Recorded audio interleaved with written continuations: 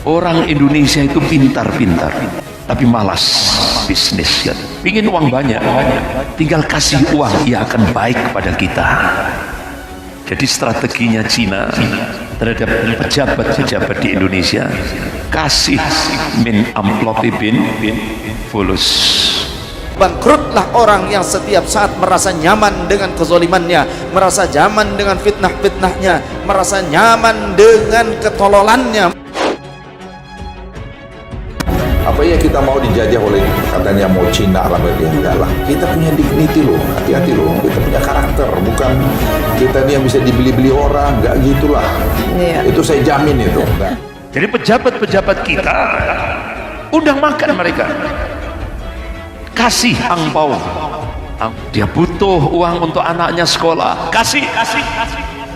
Dia butuh ini, kasih. Kalau dia sudah senang, kita minta apa pasti akan dibantu. Ada menggunakan tempat ibadah khususnya, iya, pengajian dijadikan sebagai forum untuk apa ya, kampanye lah, itu kira-kira kasarnya. Dipolitisasi ya, digunakan untuk ya kepentingan politik jangka pendek gitu. Kalau kita sudah kuat, kata Mokhtar Yadi, kuasai aturan, undang-undang. Yang dimaksud ini parlemen. Apapun yang diputuskan pemerintah diserang itu ada yang seperti itu. Oleh sebab itu kita harus hati-hati, karena yang seperti ini, kelompok yang tidak mengerti, selalu melakukan provokasi. Untuk keperluan kita makin kuat lagi, kita harus menguasai media. Makanya media informasi hampir 90% media informasi se-Indonesia sudah dikuasai Cina. Kuasai media informasi. Habis itu kita kuat lagi, kuasai politik. Jadi setelah kuasai ekonomi, kuasai media, baru kuasai politik. Karena apa? Karena banyak orang yang ternyata dengan kebodohannya merasa dia pintar. Maka orang yang seperti ini namanya jahlun murakkabun, bodoh kata Toloyo.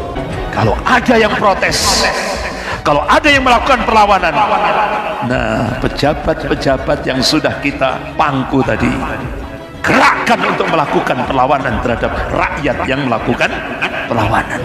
Segala upaya yang sudah dilakukan pemerintah, memang kemudian muncul seruan di media sosial yang digalang oleh kelompok-kelompok tertentu untuk melakukan aksi-aksi terkait kebijakan. Kalau zaman sekarang ada aturan jangan sampai menjadikan masjid sebagai sarana politik. Sehingga kemarin seluruh Indonesia masjid tidak boleh digunakan sebagai sarana politik. Takmir masjid ketakutan. Akhirnya apa yang terjadi?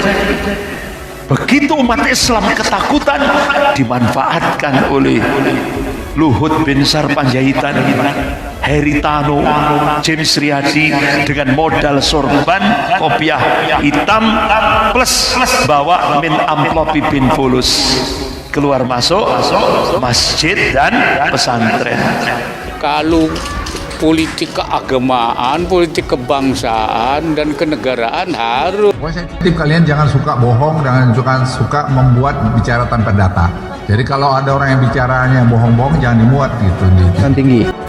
Au yufarriqu jama'atakum, atau berupaya untuk memecah belah persatuan kalian, memecah belah persatuan bangsa, umat dan sebagainya. Apa konsekuensinya kata Rasul? Faqtuluhu. Kalau memang diperlukan bunuh dia. Tapi kalau masih bisa dibina, nasihati. Tapi kalau melawan, angkat senjata, lanjutkan, sakan, dibinasakan.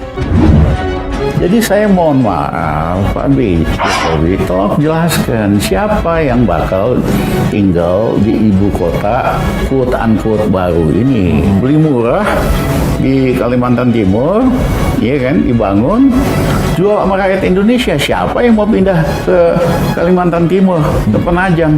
Kagak ada kan? Apapun yang diputuskan pemerintah diserang itu ada yang seperti itu. Oleh sebab itu Kita harus hati-hati karena yang seperti ini, kelompok yang tidak mengerti, selalu melakukan provokasi. Bisa jadi ibu kota baru, tapi itu ibu kota Beijing baru, bukan ibu kota Republik Indonesia baru.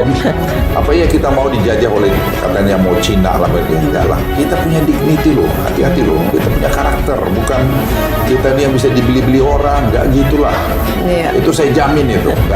Enggak. Dampaknya apa? Tentu gubernur ibu kota Beijing baru ini, ya mohon maaf, teman-teman non pribumi lah. Presidennya bisa akhirnya kepilih juga dari situ. Segala upaya yang sudah dilakukan pemerintah, memang kemudian muncul seruan di media sosial yang digalang oleh kelompok-kelompok tertentu untuk melakukan aksi-aksi terkait kebijakan. Saya nganggap ini ibu kota Beijing baru, tapi dari Beijing dengan penduduk 1,4 miliar, banyak tuh yang mau pindah ke situ. Jadi kita lagi bangunin ibu kota buat siapa?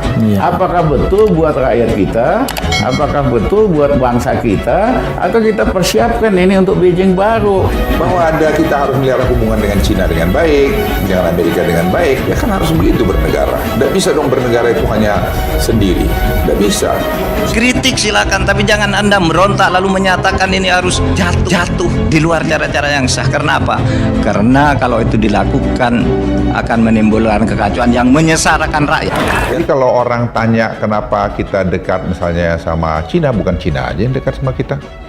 Sama Abu Dhabi kita super dekat. Tadi malam aja saya tuh lebih banyak sering bicara sama Abu Dhabi daripada Cina. Orang Indonesia itu pintar-pintar, tapi malas bisnis. Pingin uang banyak, tinggal kasih uang, ia akan baik pada kita. Jadi strateginya Cina terhadap pejabat-pejabat di Indonesia, kasih min amplop bin fulus.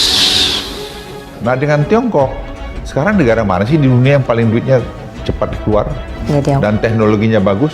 Sebenarnya jujur ya, kalau nggak ada Tiongkok hari ini investasi seperti Morowali, WDB, di Virtual Dragon, kemudian di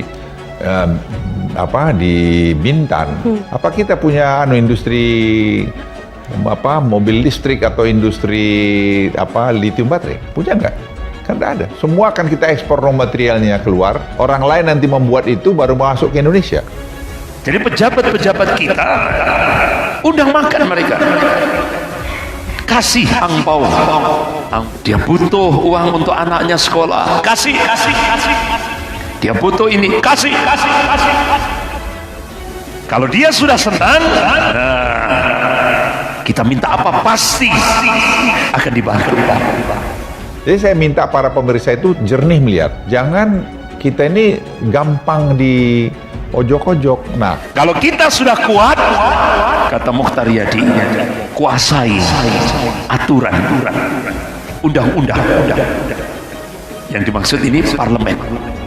Ingat, siapa saja yang mengganggu persatuan dan kesatuan bangsa akan berhadapan dengan TNI. Hidup TNI! NKRI! so you have to survive. You have to do it by your own way. Ya, artinya kita kesemua harus baik. Itu kan yang disebut bebas aktif itu. Untuk apa? National interest, kepentingan nasional kita.